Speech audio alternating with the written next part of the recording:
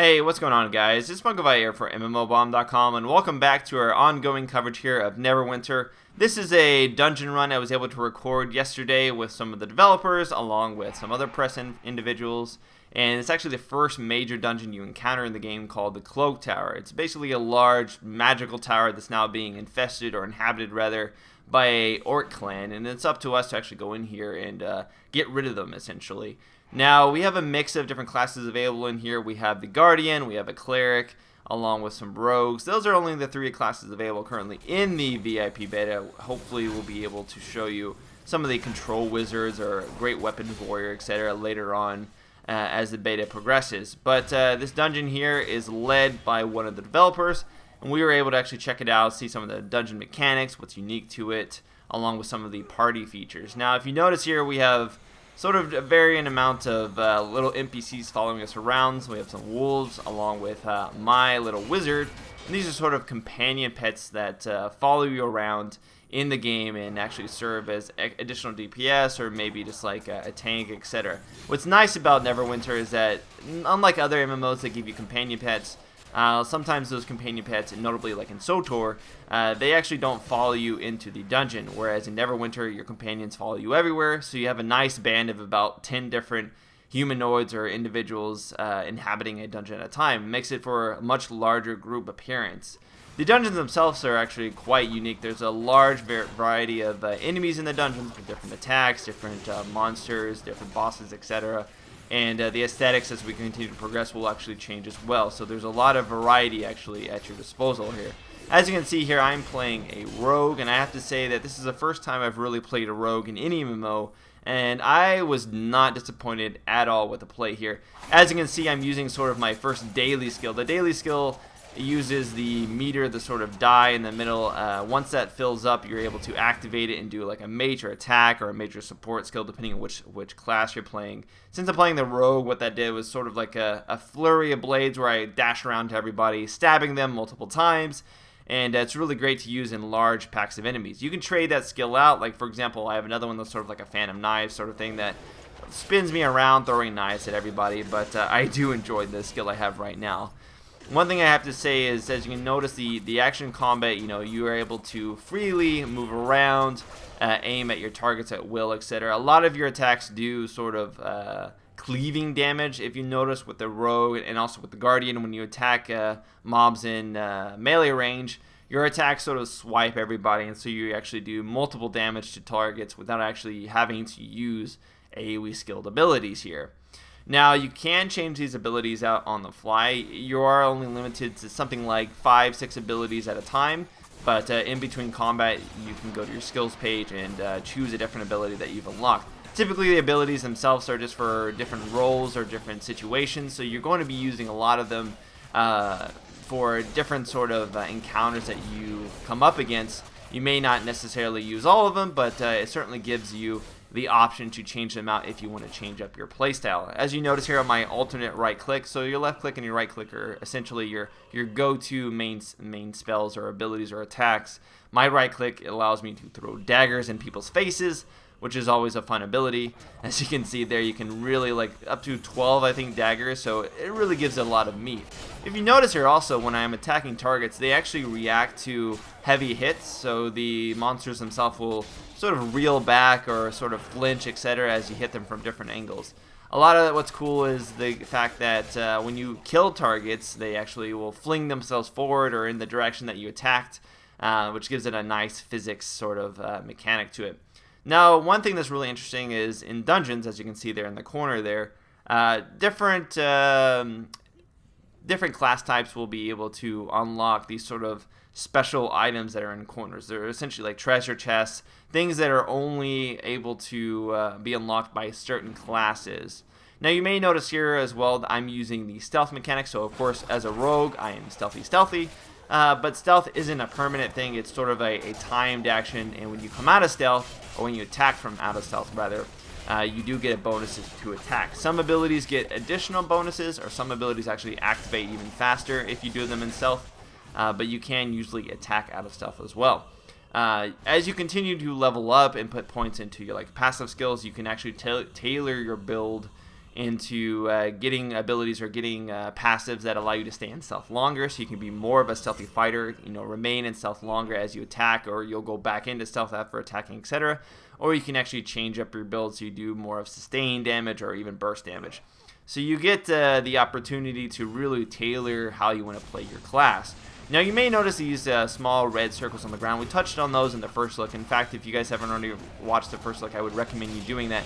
The red circles are sort of the telegraphed attacks. A lot of the monsters in the game, particularly the larger monsters, as you can see right here, they'll telegraph attacks, and those attacks will generally, as you can see, do quite a lot of damage if you're not fast enough to actually move out. I am lucky enough to have a lot of potions that I can use that will heal me up to full, and there's also the clerics as well that can heal you. Now you notice here as loot drops on the ground, I can just sort of run over and pick it up. In terms of the loot system in general, it follows the sort of need, greed, pass system we see in a lot of MMORPGs. The loot will actually tell you whether or not you're able to use it for your class. And some loot can be used by multiple classes, whereas other loot is specific to a particular class type. As you can see here, I'm not being careful enough and getting walled by those guys. Those guys alone, these sort of battle-hardened orcs, essentially, they don't do so much damage by themselves, but you'll get a couple of packs of them. They have a lot of HP, and then if you're not careful enough, you get attacked. Now, for those of you wondering exactly how the action combat works, if it's sort of floaty, if it's sort of like I'm able to move around very quickly, when you start channeling an attack, so for example, if I use a quick strike or something like that, that allows me to dash to a target and hit them, in stealth or something, it locks you into the attack, meaning that you can't really move around as you do that, but you are able to cancel it if you want by using the shift key, which is sort of the dash. So depending on which class you're playing, they all have their own special unique mechanics. So obviously for the rogue, you have the stealth mechanic. For the guardian, you have the block mechanic, which actually gives you your own particular bar. That bar allows you to block attacks outright, but you can only block a certain amount of damage before the block bar is completely depleted. And then the cleric, the sort of healing, has an additional sort of like holy meter, essentially, which grants them additional power in their attacks or their heals, etc. So you have sort of these tanky, singular mobs here that require a whole group. My attacks usually focus around dazing a target, which prevents them from doing any of the big actions, the telegraphed attacks. It's usually just means that they kind of sit in one place, or they only do basic auto attacks here. The Cryptic World, or Cryptic Studios, has really emphasized on making the loot or the actual UI very non-mouse based. So as you notice here, as I continue to get loot rolls, etc., I don't actually have to click on the loot to get it. I can simply hit Shift 1 or Shift 2 to need, greed, etc. You'll see a lot more as we continue. Here's one of the first bosses, the Macrid, the Foul. So different little orcs here that we actually fight. There's an intro for each of the particular bosses that we fight. And generally speaking, before you fight a boss, you'll see sort of the mechanics they use in the trash packs leading up to them. So this boss itself isn't very difficult. Again, this is just the introductory. Man, that ability looks so awesome there. That's my dash skill again. Sort of pulls the camera back and allows you to see all the characters you're dashing to. Here's an area where I mentioned that it would get really nasty. The sort of cross field that allows multiple orcs to sort of dash and swing their blades in quick succession there. You have to really watch out not to get caught in between. There is no sort of phasing in between mobs, so you do have to be wary of your position. For the fact that you can't simply walk through a mob to get behind it, you do have to reposition yourself behind. In terms of loot, as you can see there, after we kill that boss, there's different types of loot at your disposal. Some of the loot obviously isn't for your class, but usually you'll be able to get even a token. And what that token is for, essentially, that's a little bit of a quest item I needed to pick up. The token is for you to go and turn in for a piece of loot of your particular class. So Cryptic noted that instead of most people having to run dungeons over and over and over to get a particular loot, you can still get rewards even if you get unlucky with a roll, or, well, it took a lot of damage there. Even if you get unlucky with a roll, or if no loot for you actually drops, you can use those tokens, you can go back into town and trade them for a loot that is applicable to your class. So it's nice that you don't have to grind dungeons over and over and over again for like a sword or something like that you really want. There's a lot of times you can get something equivalent just by having enough tokens that you've accrued as you continue moving forward. You may notice there's a shadow version of myself just sitting there. One of my abilities, I believe, on my R allows me to dash backwards and create a sort of a clone of myself that sits there, acts as a decoy, and in fact, if people actually strike it, that I will get me more of the action points essentially, which allow me to use my special ability more on which is the blade sort of flurry dance. As we move on through here, you notice that the style of the dungeon completely changes. We're in a structure, a tower. Now we're in sort of these caves, these crystal caves. The mobs themselves will start changing as well. We'll get a little bit different variety in the packs. You know, their special abilities, etc. But one thing I have to say is they've done a really good job of diversifying, you know, the aesthetics of the dungeons themselves. A lot of MMOs have sort of the same aesthetic progression throughout the entire dungeon, and you get really tired of looking at the same thing over and over. One thing that's really cool about Neverwinter's dungeons is there's usually small areas you should explore because they'll need a particular class for you to unlock, and there'll be additional treasures or maybe even a secret boss, etc. And there's multiple paths that you can take as well. You know, it's not so much, although the dungeon itself doesn't have multiple paths in the sense that you arrive at the end of the dungeon through multiple paths. It does allow you to explore different areas and to find different mobs or different bosses to fight, etc. So it's not just a linear path to the end. There's usually some branches as we continue on here. As you can see here, the mobs themselves are the sort of mobs that you just use common sense to block or evade attacks. You don't really have to worry about dying so much, at least early on, but the developers have stressed that these are some of the easier dungeons available in the game. As we continue to level up, there'll be much more difficult dungeons with much less telegraphed attacks, I guess you could say. So right now, enemies' attacks are telegraphed for a couple seconds before they attack, whereas later on in higher dungeons, those attacks are going to be occurring much more frequently and in much quicker succession. So you definitely will have a much harder time taking them out. The developers have stressed that they really wanted to create content that they felt is super challenging and that will require a lot of coordination, and that isn't just a walk in the park. You will have to actually pay attention.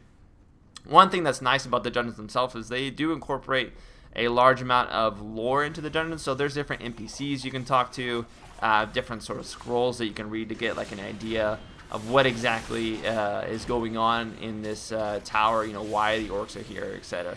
Which is nice for those lore buffs, and especially for old D&D fans, because Neverwinter was always crafted around a really compelling story. So as we continue on here, you see we're moving into this sort of tiered, mountainous, you know, cliff area here with a large area down. There is fall damage, so if you do jump down there, you do take damage indeed. And it's nice because when you actually fight these monsters on these cliffs, on these ledges, because of the physics, they actually sometimes will roll off the ledges or move around. So it kind of adds this nice dynamic to it that everybody doesn't, you know, typically mobs just sort of fall at their feet, you know, wherever they were killed, fall where they were slain, and you just get large piles of mobs. Whereas in this case, as you can see there, whoop, mob just falls over. And so it adds a nice atmospheric effect or touch to it. I have to say the visual effects, the audio effects are really top-notch in Neverwinter. I'm really enjoying the weight behind the attacks, particularly. If you notice here with the rogue, as I attack these targets, it really feels meaty. There's no real sort of floaty combat where you're just kind of like jumping around people, etc. So we're moving on to the second boss here, the Throg, the Ravenous, another sort of hidden quote-unquote boss. Not really hidden, but definitely need to find him. I believe he is below West at this point. So you do have to sort of search for some of the bosses here, and they all have different mechanics. A lot of the bosses I saw in this dungeon in particular, looks like the boss is coming up towards us. A lot of the bosses I saw in particular call a lot of additional mobs to fight. I'm not really sure if that is a common mechanic throughout the dungeons, or if that is sort of like a orc style of mechanic where to call a bunch of additional mobs, but it does add another mechanic, and certainly with the action combat, it makes it more diversified because of the fact that you're not going to just be standing in one area attacking one individual. Usually they'll call groups of mobs in waves for you to fight. I really like how it handles the parties. I find that the grouping of the debuffs next to the name or the bar of the boss is quite nice. It doesn't really clutter the screen. In fact, it allows you to get a lot of feedback over the top of mobs without having to worry about targeting something and looking at it in the top right or the top middle of the screen. Overall, I have to say I'm quite impressed with these dungeons. Cryptic has really stressed that the dungeon quality here is something that players will also be able to create. Whoa, it took a lot of damage there.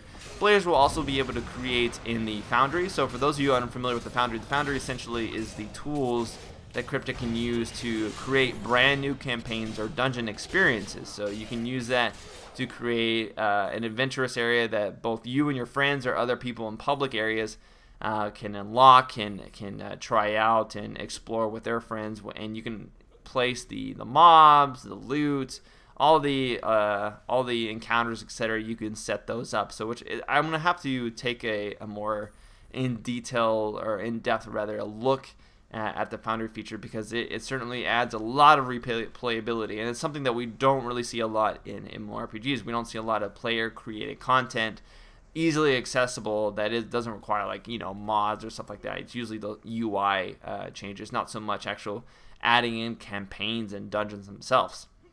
Now, in terms of the late game, talking about dungeons at max level, there isn't too much information regarding them. Cryptic has stated that they wish for the dungeons at max level to have a higher difficulty.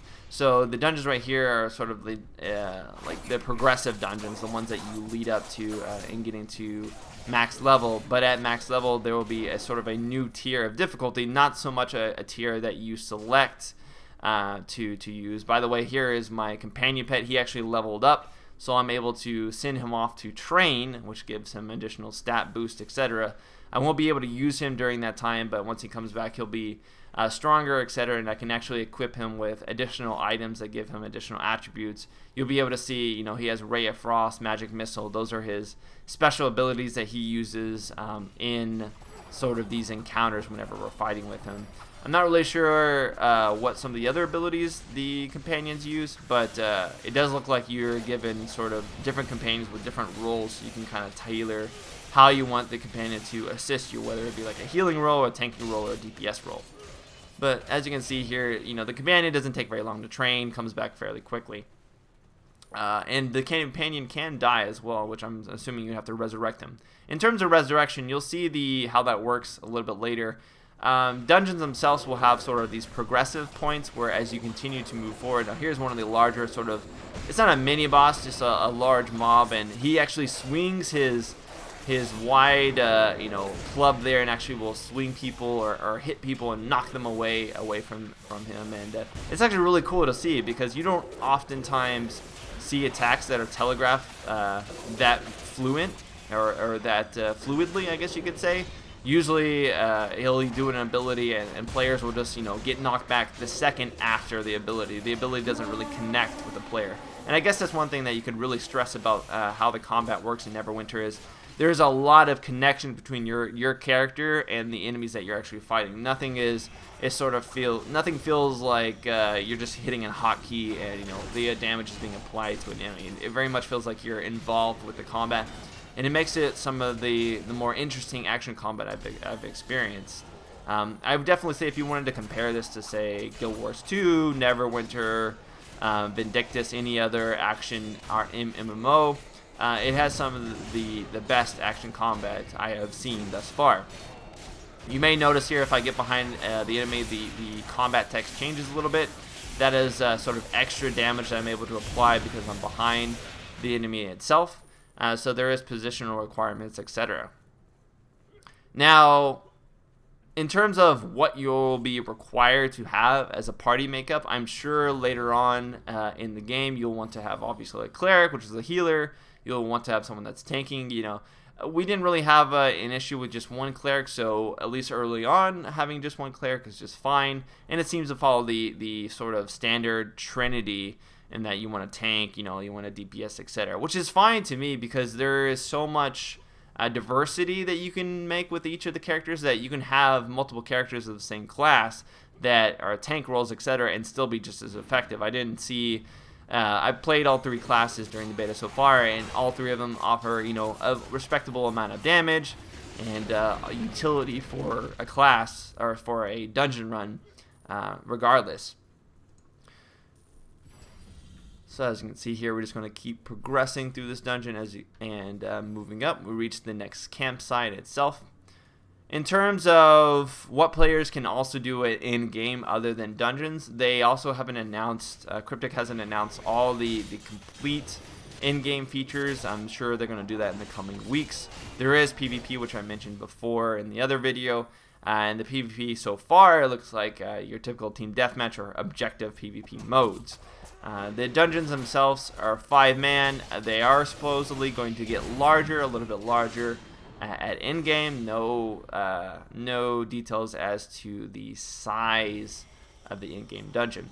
So here you can see this is something that's only accessible by the rogue, but it's a little bit bugged out, seeing as it is closed beta, and I am unable to open it. Those would typically have things like buffs or extra items for everyone to partake in, etc. So it does really sort of encourage players to bring a wealth of classes along so that you can gain access to those certain areas. I'm not really sure as to whether or not a dungeon has random or sort of varied spawns of those items, so I'm not sure if that will be there every time. It would be nice to know if that's sort of like a varied thing, that they change spots every time. That way you can always, just say, well, we know we need to bring a cleric and a rogue, because typically these dungeons have something for those 2 classes. Maybe also you can just bring, actually build your group around what you know ahead of time. So, for example, there are traps which are necessary for like rogues and other classes to skirt around and disable, etc., so you can actually effectively get through. A nice little feature is the ability to actually guide or pull monsters into traps. So unlike most MMOs that have traps or are sort of area of effects, usually you aren't able to actually pull a mob into that because it won't actually do any damage to them, whereas in Neverwinter, everything does damage to everybody, which is a nice feature.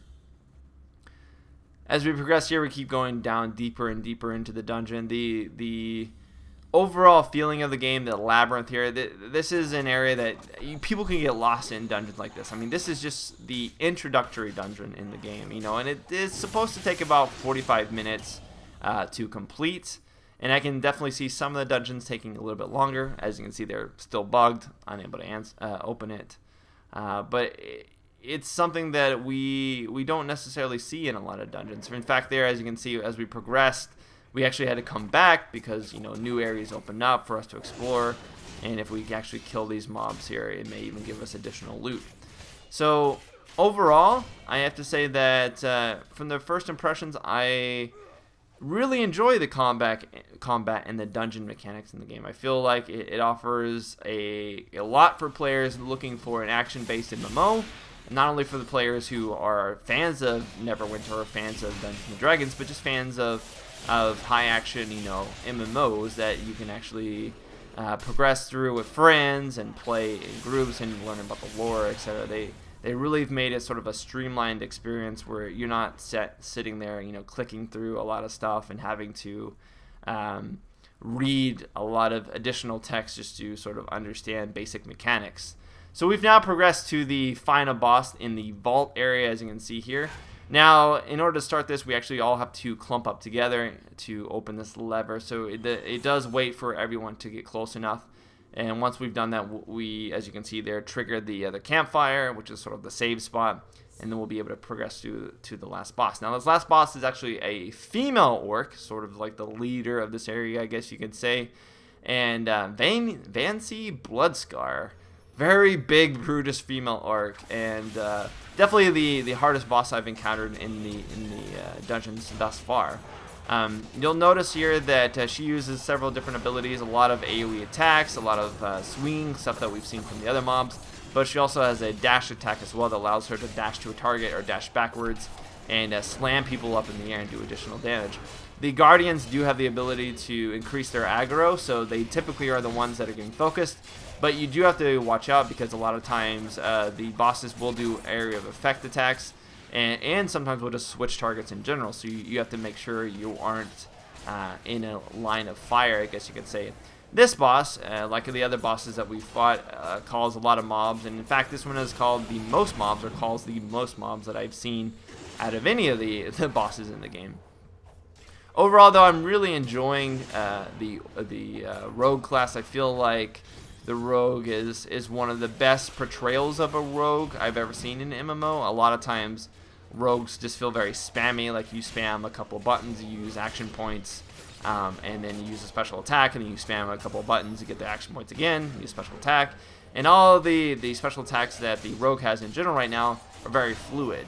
Now, I could see there being issues with not having enough in-game content. You know, with an MMO like this, the in-game content that the developers can create is usually very complex, and there's a lot of layers to it. You know, a lot of areas to actually progress through. And as you can see there, one of our friends actually died. I have to pick him up.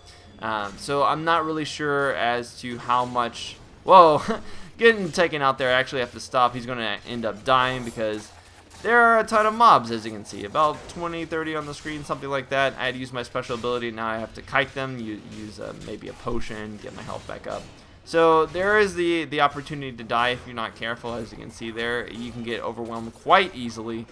And if you're not crafty enough, you will get out of the way. That big box on the screen right there allows you to see sort of like the stats. Allows you to sort of compete with everyone and take a look at who did the best. So I think I did the most damage, and I killed the second largest amount of mobs. And I like the fact that it tracks all of that because it kind of gives a nice replayability and something for you to sort of compete with your friends. Down here, though, we have the initial loot that we garnered from the boss, but down here is a specific chest that each of us can open individually, which actually gives us a unique item for our class specifically. So sometimes it's a really rare, you know, weapon or equipment. Other times, in this case, it's just a seal, which I can actually trade for additional loot, like I mentioned before.